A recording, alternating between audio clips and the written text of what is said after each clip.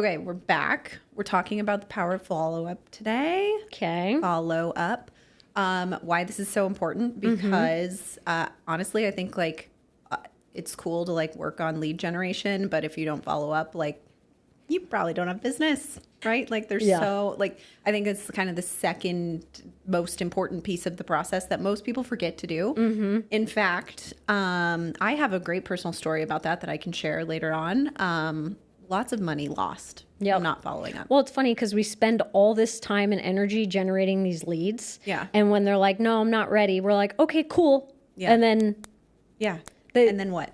They say business is done, deals through the eighth times touch. Yeah. Uh-huh. And over 50% of people never follow up a second time with a lead. Yeah. But it takes 8 times to convert. Yeah. Glad you know your stats. Well, feel free to comment if you want to double check my work. I could just be throwing out random numbers. No, but I think you're right. I did read that somewhere. I think you're right. So we'll talk about that. We'll talk about strategies for following up, what works well for us, and how you can implement that. That said, so the 8 times following up thing, I know one of the things that I talk about with YouTube is it's the advertising industry's rule of the prospect needs to hear your message at least 7 times before they make a buying decision. And that's with advertising. But if you think about it, it's the same thing with us prospecting and putting our brand in front of people to make a decision to work with us. They may need to hear from you 7 times. And I even think because I know it's the rule of 7, what you're saying, they might have even tweaked it to more because people are just bombarded with so much stimuli. Yeah. Stimuli. Yes, to both. Because people are just bombarded with so many more ad messages because we're on, we're targeted so much more. And I totally believe it. So tell me, because you get a ton of inbound leads, tell me what your follow-up process looks like. Or do you want to start with your story? Sure. Yeah. So my follow-up process came from finding out that I missed out on probably 6 figures in commission over a period of time by not following up, because I just thought that people would call me, and they don't. How do you know that you lost out on that? I painfully went through my CRM one day. Well, not one day, 1 month, for a month, and actually made calls to these people that came in over time, which is what I should have been doing in the first place. By the way, everything I'm sharing, don't do what I did. Do what I'm telling you to do now. And as I called everyone, I heard a lot of, "Oh my gosh, so great to hear from you. We actually just bought a condo this summer. Oh my gosh, so great to hear from you. We actually bought a new build back in November. Oh my gosh, so great to..." And I was like, I'm so happy for you. Yeah, this is great. I'm not kidding. I kind of stopped counting the amount of potential commission lost after I got close to 6 figures. I was like, well, I'll just stop doing this. So I put the little notes in my CRM and I said, bought a new build back in November. But then I set a follow-up for 6 months or a year later, right? Because they're going to have to sell something eventually. So maybe I'll get another shot. But it took me realizing that I can't just have inbound leads come in and expect that they get some drip campaigns from me and they'll convert, because they didn't. They like my stuff, obviously, enough to hear from me through email every now and then, but they had someone else that they used. So what I needed to be doing was proactive follow-up, and not only have these people on drip and nurture campaigns, but have a set cadence of how I'm following up with them. First of all, getting their status once they come into the CRM. How serious are they? What is their timeline? Is this phone number even real? That kind of thing. Lead qualification. Qualifying them, yes. Putting notes in the system, and then setting the next date that I personally will reach out to them. Not that my CRM will do it, the drip campaign will do it. They get a call or a text from me, and then continue to update the notes and just have basically the database on a continuous cycle of leads that I touch, and then the automations that touch them as well. And you're touching them through text, through phone calls, emails, Do you do anything on social media where like maybe you've tried and follow them or anything like that? I haven't gone out of my way to follow them on social, but I know I try to promote like cross following, like from my YouTube to Instagram and vice versa. So I don't know how many people follow me here and there, but I've had it happen where I've heard from someone on Instagram who actually initially found me on YouTube. That's where they've like learned of me and wanted to work with me, but they felt it easier to reach out on Instagram. Yeah. So I know there is some cross there, but I learned the hard way that the power is really in the follow-up. Yeah. And, you know, the method of just taking whoever calls you works really well when the market's super busy. And honestly, that's all I had time to do in 2021 and 2022 was like just scrape the cream off the top and like work with those people. And I was busy as heck, but I had so much under the surface that was missed opportunity, that when things slowed down, I was like, oof, this was a bad plan. Did you ever like look up one of those deals and like see, was it like $1 million lead, anything? No. I'm sure there probably was one in there. Kelly, the pain was already so bad that I couldn't even monetize. It hurt. It was so bad. And it was excruciating, like to be making these calls. Because first of all, I don't like to call people anyway. I know. So like it was already hard enough, but I was doing it at the prospect of getting more business only to find out I just missed the boat with everybody. So that sucked. So everybody, I feel like, has a story like that. Yeah. You know what I mean? So don't be too hard on yourself. If you follow any of Ryan Serhant's stuff and like his books, he talks about follow up and follow back. So he has like, he kind of takes it a step further, that it's not just the follow up. I think he says follow up, follow through, and follow back or something like that, which is so important. And like he kind of drives that point of like, and you know, they say the fortune is in the follow-up. I think it's so true. Oh yeah. So true. Cause like how many times do you get a call or like you see something for the first time where like, yeah, I'm intrigued or yeah, I'm interested, but I'm not taking action now. Whether or not it's like something you're not sure about, or if you just like maybe feel like it's not the appropriate time, or you're like, I don't need to be buying more things, like whatever. People aren't ready till they're ready. I remember when I was getting coaching, someone made the equivalent of like when you're at a department store and you know, you feel like everybody's bombarding you. You're like, I don't need, like, can I help you with anything? I don't need anything. I don't need anything.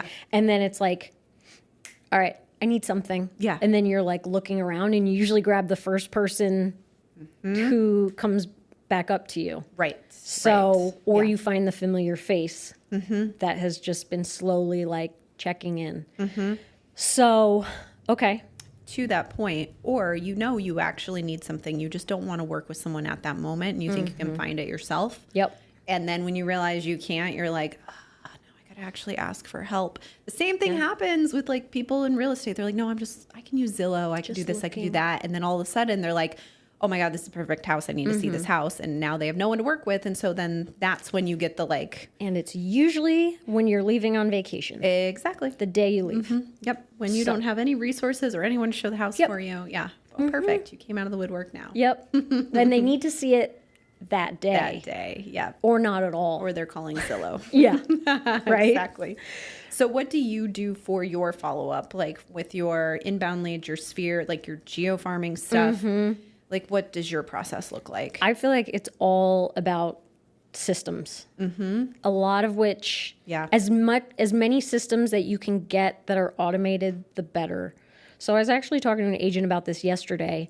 They were saying that, you know, they feel like their systems and their processes are slacking. So my processes, I feel like, were a matter of just kind of brain dumping, right? So if you want to start getting your processes dialed in, next time, you don't have to sit there and just think it through because you're going to miss steps. But just so that it feels natural, the next time you get a buyer, the next time you get a seller, just write down everything you do as you're doing it, right? Start with lead qualification, right? So I think that's a step that is so overlooked. I think we grossly overestimate how much we can carry. And And I feel like that's what leads to a lot of burnout. You might not feel it now if you're a new agent because maybe you're only working with like 4 or 5 people. But when the market ramps up or you get some traction and you've got people reaching out left and right, you start to confuse their stories, right? So I think it's really important to get a very dialed seller intake and buyer intake form.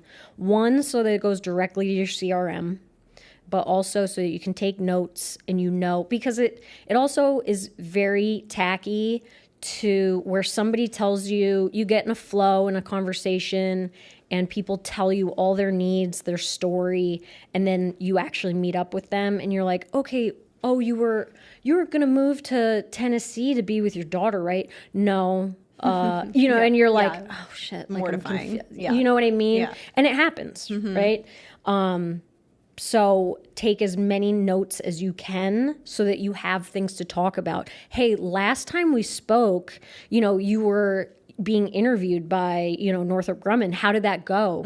You know what I mean? So you can touch on their motivations, touch on their pain points. It just makes for more seamless conversation. And it, gives you a lot of credibility. Yeah. So I think a lot of it is setting up, to kind of close the loop, setting up those processes, especially the intake forms. That should really be done the first conversation. And then you set the appointment if you can, right? If anything, if people are out 3 months, 6 months, 9 months, 12 months, once you get those intakes put into your CRM, you can set them up on the appropriate drip campaign. I think that's really important. What CRM do you use? I use Follow Up Boss. Okay, that's a good one. We've touched on this. The best CRM is the one you use. Yep, that's right. You know what I mean? So use the free one your broker gives you. Yeah. You know what I mean? Well, I used to use Follow Up Boss, and then when I came to Real, they have Lofty for like such a good price. And while I still have some qualms with it, but there's some like issues I have my that I feel like Follow Up Boss. Yeah, I did too. But I shifted everything to there, and it's been really great. And like they still it has a ton of automation where you can set up like auto text to go out. It has like a bot which also sometimes is worse that way because it gets a mind of its own. And then, the AI bot, and then like you can create landing pages, like all of that within one. Whereas with Follow Up Boss, I had a lot of that, but then I had to do landing pages outside of that and stuff like that. So yeah, I think even just starting with whatever your broker has for free is good. Just make sure that you also like you can take all your stuff with you if you ever leave. Exactly. Now, I think that one thing, I don't know what it is, but it seems like a really daunting task. So I feel like a lot of most agents I talk to don't have drip campaigns set up. Yeah. Now, I think if people operate anything like I did in the past, the templated ones that come with the CRM aren't good enough, right? So you're like, I'm going to make my own. That doesn't sound like me, right? But then that is like the first thing that gets put on the back burner. So if I could give one piece of advice, who cares? They're done. Just get them sent out. Get them attached to each contact for their specific situation, and you can always make it better. Yeah. We've talked about this. Make it exist before you make it perfect, or whatever that quote was, right? Yep. Because we get in this state of, it's got to be perfect. It's got to sound like me. It's got to do this, and then 3 years later, you're looking back like, I don't have any drip campaigns set up. Yeah. You know what I mean? Yeah, exactly. The game changed for me when I added drip campaigns. Yes. Well, when I added lead magnets, but that were associated with a drip campaign, that's where I was like, oh my God, like these people are responding to these emails and now I have somewhere to start. And like they got this email at 7 this morning when I wasn't at my desk yet. And like now I have a response from them and they think I actually took the time to reach out to them to give them more information. So Like that does wonders. And they're simple too. Like you can use what's in the CRM. You can make it sound like you if you want. You can use ChatGPT, which is another thing. Like ChatGPT is great for drip campaigns. And really what you need to do to make it sound like you is give ChatGPT like a bunch of emails that you've sent over time and be like, this is how I write. This is how I speak. Create 5 drip campaigns that is related to someone who inquired about buying a home in Phoenix. And use it like in my voice and whatever. It's really not that hard. It will spit it out so fast, and then you can tweak it if you need to and implement it.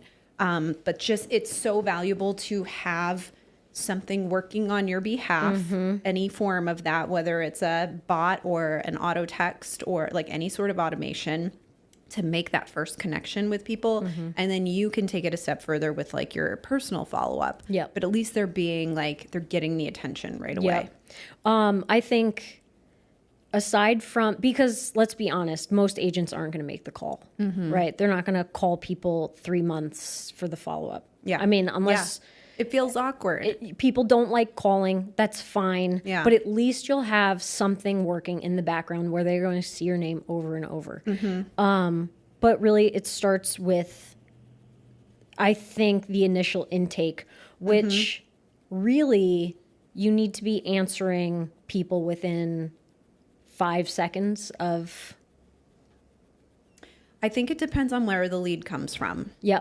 Like for me, I am not going to respond to someone who clicked on a YouTube thing from me within 5 seconds because I feel like it's creepy. But the phone rings. You need to. I can't tell you how much business I've gotten. It does show me how low the bar really is. I have gotten so much business because I'm the first person to answer with the phone. Okay, well, you're taking all my business, just like you're taking my orphaned buyers. Because I don't answer my phone. Like, you have to. I won't do it. It's so bad. God, girl. I know. I don't do it. I swear. Like, again, in the spirit of being totally transparent and saying things that are not good, like maybe not favorable. I don't answer my phone. You gotta have the hot hand. No, it's always spam and I'm not always prepared to talk to like some buyer that like, I don't know what they're, if I'm driving, I just want to be prepared to talk to them. And where I'm at right now, I'm trying to push most of my leads off to my team. I don't necessarily want them to have access to me immediately. It's a lot harder to get them to work with someone else. So I have my assistant answering our like lofty phone number. And then we're setting appointments from there. But even when I get like personal calls on my personal, I just I listen to the voicemail. And if they don't leave a voicemail, I'm like, well, guess it wasn't important. I don't answer ones that say potential spam. But that's a giveaway. So I have a painful story. I remember and I don't regret this because, it wasn't like I just ignored the phone call, but I was playing in the front yard with the kids and I missed a call 5 minutes prior and I called back the number. She was like, oh, we're moving from Idaho. We're looking around like 2.5 million, but I just kind of went through the list of agents and I got in touch with somebody like 2 minutes ago. So we're going to go with them. Damn. I missed a call by 5 minutes. 5 minutes. I was sick. Yeah. But I mean, there's nothing you can do about that. I mean, to me, such is life. Yeah. To me, I'm like, that's not the client I want to work with anyway. And that's not everyone can say that. Like in the beginning, you should answer your phone. Yes. For sure. But for me right now, I'm like, if you don't have the patience to get a return phone call, because even if I'm not ignoring the call, like where we're at right now, I'm not answering my phone if somebody calls. And if someone has a problem with that, then they must not understand that like I'm not always going to pick up your phone call. And you're operating a business. Right. You know what I mean? It's just not realistic. Side note, I had an agent yesterday leave me a voicemail not knowing that he was leaving me a voicemail and talking shit about the fact that I didn't answer my phone, and he was so pissed because he went to the wrong address of my listing. Oh my God. He was like, great realtor doesn't even answer their phone, like on my voicemail and in front of his clients, obviously. But he's the idiot who went to the wrong address, knocked on an occupied house door, and then called me accusing me of having a listing that has no sign and is actually occupied and not vacant. Like I'm like doing something illegal. Did you call him back? No, I had my assistant called him back. Slice of humble pie. Yeah. I actually could not answer the call because I was on a Zoom. Yeah. And then I got a text that was like, this address is not actually for sale and it is not vacant. What is going on? And like, it was so accusatory. So I like screenshot it and sent it to my assistant to call him. And so she called me back. She's like, he was at the wrong address. I was like, oh my God. Yeah, sounds about right. But judge me for not answering my phone. Right? For real. So, okay. So on that one. Okay. Initial intake, answer your phone, especially if you're a new agent. As your business develops and takes different shapes, you know what I mean? You can divert the calls to an assistant or buyer's agent. And a lot of times your CRM can be built for that. Right. As inbound leads come in. All right. You get a lead, have to do an intake, some sort of questionnaire. You need to qualify these people because, and I think we'll probably get into it on a future episode, time is our only resource. Yeah. Yeah. And it's, as you get busy, you know, that's all we have. And we have very limited hours in a day that are spread very thin through prospecting, showing houses, actually working on current deals, family, health, all the things we have going on. Yep. So people, I don't know how people feel okay with this, but people get very comfortable wasting your time. I think people live in a bubble sometimes. Maybe it's people who aren't commission-based or in sales or aren't operating their own business. They don't understand that this is very multifaceted. We are one singular person, and, you know, be that as it may, people get very comfortable wasting your time. So qualifying leads is of the utmost importance. Yep. Right? Yep. So making sure they're serious. If people don't get pre-qualified and they need a mortgage, don't show them anything. Right. I mean, you are literally driving for nothing. Well, that's why I love the new law. I actually don't mind it either. Yeah. Like sign this or sorry. Like I'm not even putting together an MLS search for you. I'm not lifting a finger after the buyer consult unless you're going to sign this. And I mean, everyone can operate differently, but like for me, I'm like, this is perfect. This is a very good protection of time wasters because I have people that I in a past life would have probably already shown them a house, definitely had an MLS search set up for them, probably already did some like off-market searching at this point. But, you know, in parallel now in today's world, like it's been a month and they still never signed the buyer broker and won't respond to my emails. So it's like, but I would have done all of that for them before. And so it really does help qualify that commitment. Yeah. Same with listing. I mean, that's what they tell you. Do not spend money on photos. Don't schedule anything until you have an ER sign. Technically, you can't because you're not even working for them yet. Same thing with a buyer. And I've found protect your value proposition, right? Like for me, I have this very curated list of vendors, my vendor list, you know, recommendations, things like that. And I remember in the past, I was just, you know, I'd go to the listing appointment and we get in a flow and I'd feel so good. I'm like, all right, maybe do that. So, okay, here's my vendor list. So I'll go ahead and I'll send you that listing agreement. And then they ghost me. I'll find a week later, they've listed the house. They've done everything I've asked. I'll get a thank you from my vendor. And I'm like, okay. So like that is my part of my unique value proposition that I have trusted people. I have curated lists that, you know, of trial and error and, you know, the knowledge to get a home, you know, market ready. Yeah. And I was just giving that away. So I don't want this episode to turn into time wasters, but it's an important thing to touch on, I feel like, as we work through the follow-up process. Yeah. To make sure you're not wasting your time even calling people who are just looky-loos. Right. You know what I mean? Right. And that's where the follow-up comes in, right? Like maybe now is not the time to invest so much time into this one lead, like after you qualify them.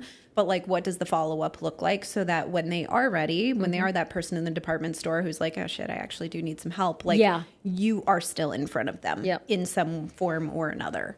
And you really, really, take it from me, cannot rely on your social media being that for you. You can't rely on like a drip campaign being that for you. Like if you feel there is some potential with a lead that you talk to, you need to set a follow-up where you're actually proactively reaching out to them, whether it be text or call, and getting in touch again to see if they're still viable.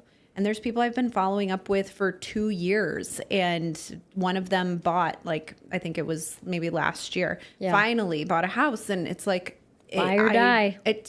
Buy or die. It takes a long, long time with some of these, but those are just the like, those are like the, I don't know, the little surprises in your year, right? Like you are always going after the active prospects. You kind of have your pipeline, but then you have that person from 2 years ago that's like, oh, thank God. We call that beer and cigarette money. There you go. A little extra. Just a little extra unexpected change, extra on the top. Yeah, love it. Right? Yep. Okay, so we're working through the funnel, right? Or not necessarily funnel, but like basically the life of a lead, right? So somebody says, Sally Smith, you call her, you know, she was an inbound, and this happens all the time. People reach out to you for information, you call them, and they're like, fuck you, why are you calling me? Do you delete the lead or no? No. Oh, you never delete the lead. Unless they're like, take me out of your email. Like, okay, I won't call them again if they say don't call me, but I'm not taking them out of my CRM. They can keep getting my emails till they unsubscribe. They get dripped on forever, in perpetuity. Yeah. I mean, that's fair. Yeah. I mean, fair. They can absolutely opt out, but if they're like, I'll put a note in there of like, was not happy about my call, is not interested, whatever. But, and maybe I don't call them again, but they're still going to be in there. Yep. Who knows? Suckers. I know. Hey, you wanted the information. That actually happened to me this morning. I got an email from a lead, literally just said, I bet you haven't sold a single house this year. That's all he said in his email. In response to my email that was like, hey, do you need any help with anything? Like, consider me your own personal Yelp. I have contractors, blah, blah, which I send that out like one time a year, I think, and get like a really good response. And it really starts to like get people in the database to be like, oh, actually, we need a painter. By the way, we were thinking about listing maybe in the summer. You know, it always starts the conversation. So I always send that out. But some random guy was like, I bet you haven't sold a single house this year. And I'm like, first of all, like, why are you even in my database if you want to be a dick? Who is like the bandwidth for this? And it was at like 6:40 in the morning. I'm like, Jesus. Did you have bad coffee or something? Like, why are you so busy? Like, what? I don't know. I don't get how people, you know, you don't have to say everything that like pops in your head. And we'll take it a step further, like type it out. Like type it. Think about it, type it, spell check send. It. Like it's one thing if you just blah, it comes out. Because he wants a reaction. Yeah, exactly. So my assistant like typed up a draft response of like how many houses I've sold this year. And I was like, no, we're not giving him any response on that one. He can feel good about his email. People are angry, man. I know. But it's, you know, it's a mixed bag. And that's what happens when you get leads that are outside of your sphere and they're coming from, you know, well, for me, YouTube, but if it's Zillow leads, that could be even more contentious.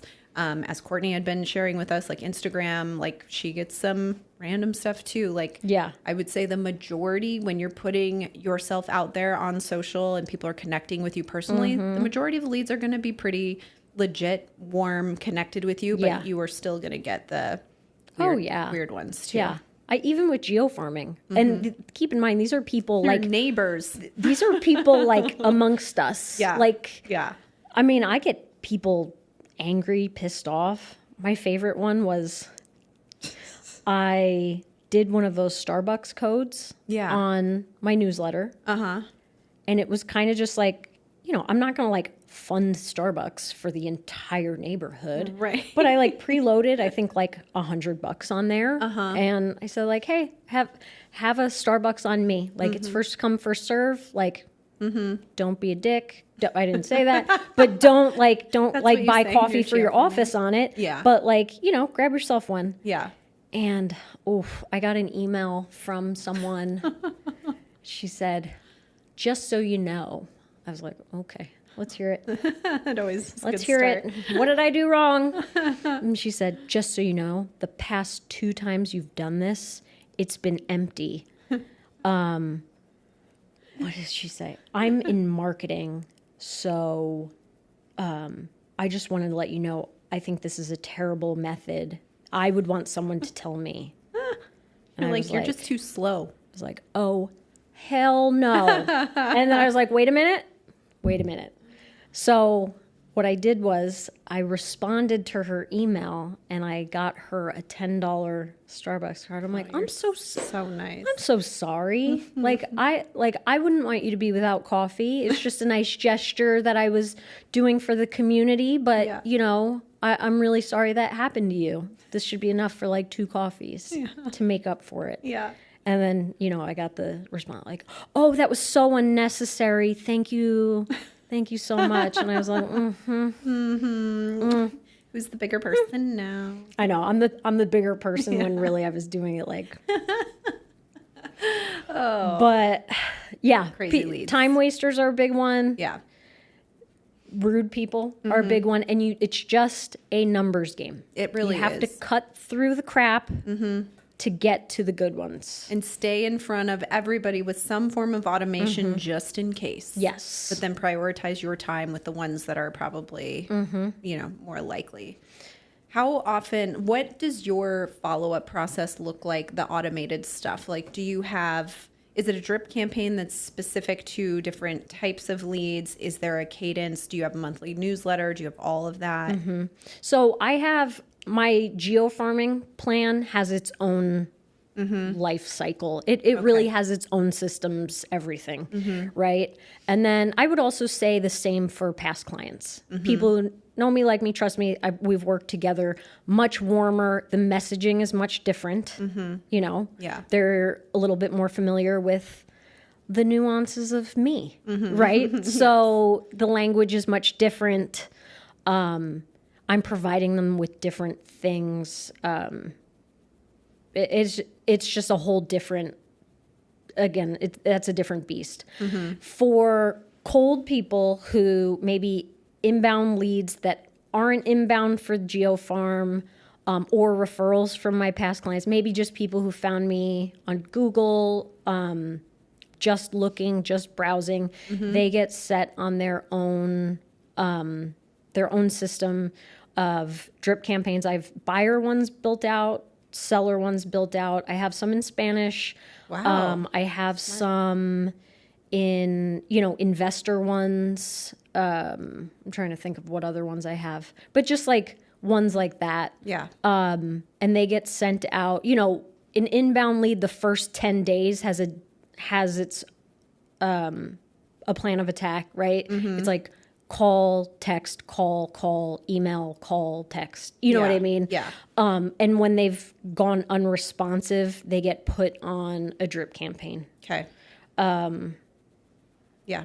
But sellers, again, kind of different. If it's an inbound seller valuation, they get a couriered package to their door. Then they get the call, text, call. Oh, you know what I that's mean? Nice. So big. yeah. So I do usually try and, if somebody just wants a home valuation, they didn't call me, and they're not in the GeoFarm, they get that couriered package with their comps and swag and all the things. Nice. That's a good move. We need to talk more about this. I don't know if we have time today, but I need to hear about we can unpack all of that. Yeah. That's awesome. Because I think that's really powerful. That is way more And I do it powerful. within 24 hours. Yeah. Dang, girl. Yeah. I've never heard of that. Yeah. That's great. Yep. Super smart. Okay. Yep. Well, we will table that one to break down in the future. Yep. So then, I have drip campaigns built out for that, pre-drafted text messaging. That's all automated. But the calls, are on me or Marlon. Yeah. So a lot of people bring in like an ISA, which is an inside sales agent that has scripting to handle those leads. Yeah. But yeah, that's the best way I've found to stay in front of people.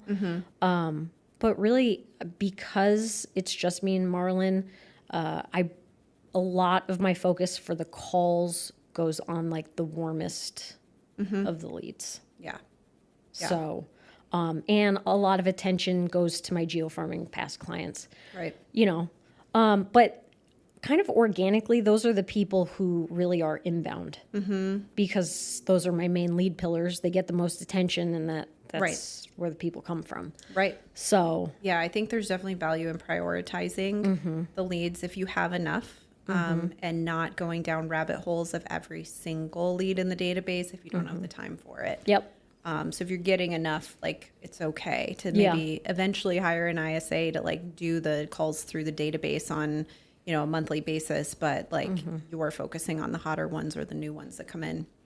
When to create a drip campaign, I would say, like, to make it simple, because this was really overwhelming for me in the beginning. Yeah, me too. Is like really just create a buyer drip and a seller drip and have those being assigned. Yeah. And then do a monthly newsletter to your database. Oh, yep. And so then that way everyone hears from you once a month. And that type of content should be engaging, not just like, here's the market update. Like trying to be a little bit more engaging with something like that.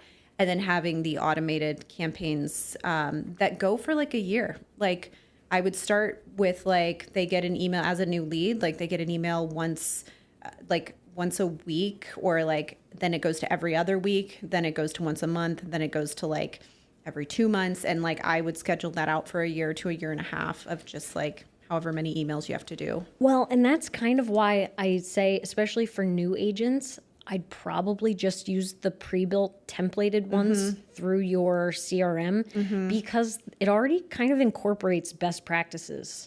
Like what you put out, because you're so adamant about it sounding like you, I mean, that's cool, but that speaks to what you think you want to hear. Not everybody is, operates and has a buying personality type or a selling personality, because that's what this is. This isn't like just to like chat. These are, built on psychological buying and selling profiles. Right. So your CRMs, like Follow Up Boss, I used Elena Key Technologies to build my drip campaigns. I mean, they've already done the research on best practices and, things that will make people respond. Yes. Subject lines that are, formatted for responses. Yeah. So like, maybe that's not something to reinvent the wheel on. You know what I mean? Right. Maybe just like get those going. Yep. And then you can always tweak them as necessary, or not. Just let them be. Very like simple emails too, like one-liners, a question, a good subject line, a good hook.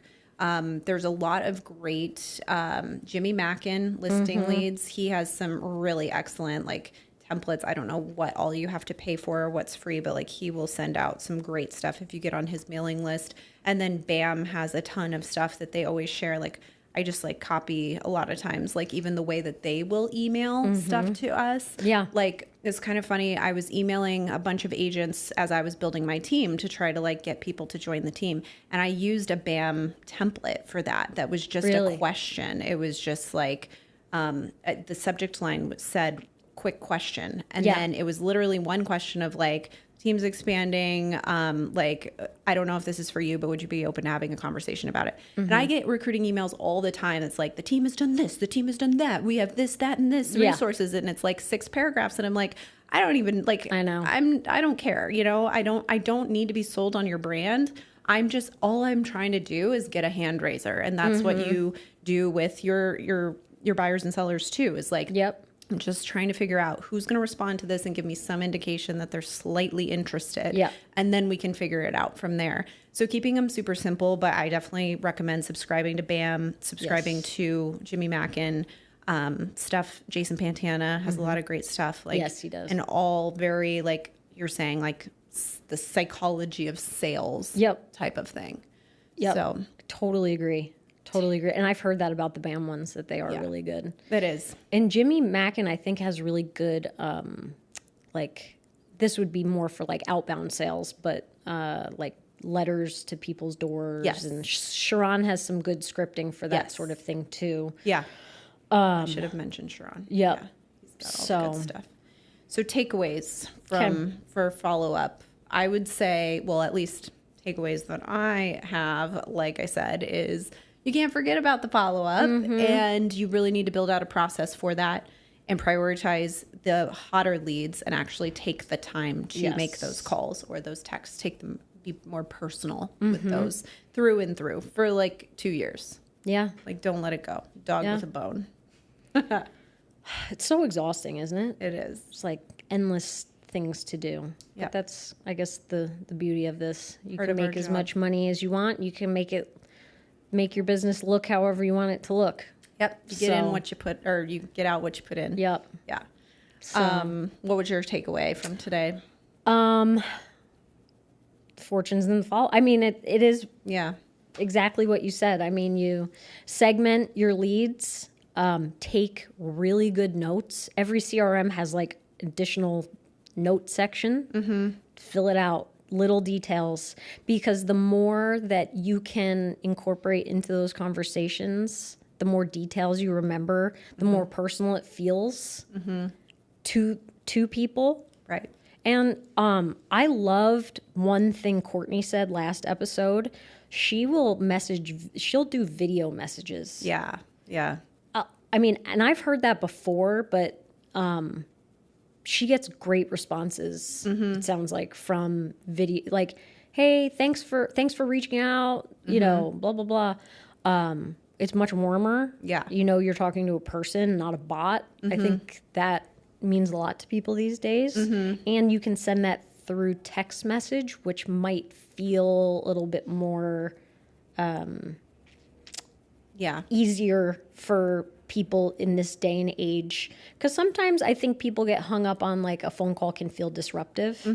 Absolutely. But a text can feel not personal. Yes, so kind of Yep. you know, the warmth of your voice in your face kind of meets the ease of just kind of like sending it and being like, okay. Yeah. Yeah.